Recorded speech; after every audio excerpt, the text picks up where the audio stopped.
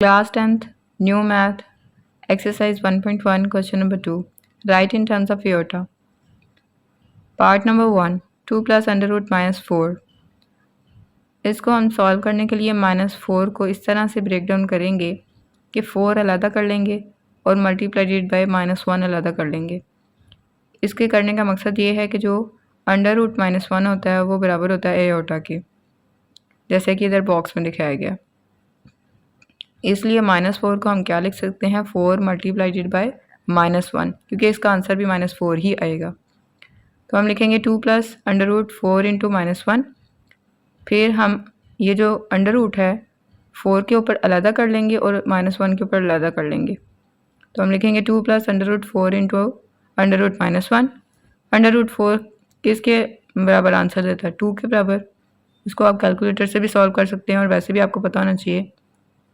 4 को हम क्या लिख सकते हैं, 2 रेज़ टू पावर 2, और 2 और अंडर रूट आपस में काट जाएंगे, इसलिए आंसर 2 आ जाएगा। तो हम लिखेंगे 2 प्लस 2 आयोटा।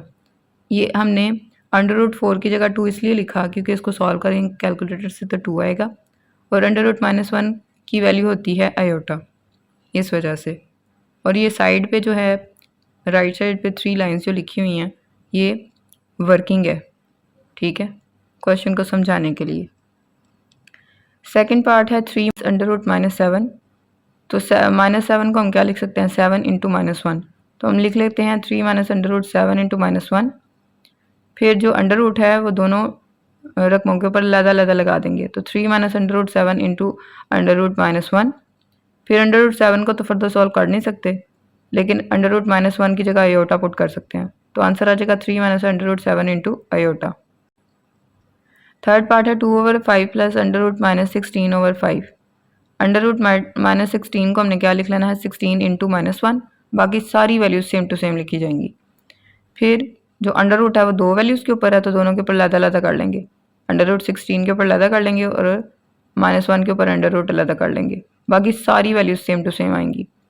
उसके बाद अंडर रूट 16 का आंसर बनेगा 4, और अंडर रूट -1 का आंसर बनेगा आयोटा।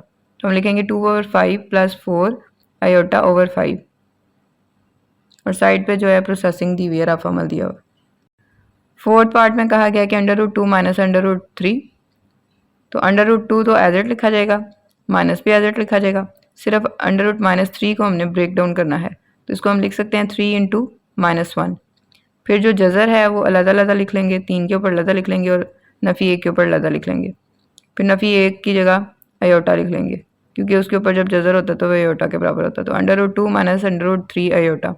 अंडर रूट 3 को फर्दर हमने सॉल्व नहीं करना। अगर हो ना कि कोई ऐसी वैल्यू जैसे 16 है तो उसको हम 4 बना लेंगे, 4 है तो उसको हम 2 बना लेंगे, वो तो सॉल्व हो जाएगा। लेकिन अंडर 3 जो है वो एज इट लिखा जाएगा।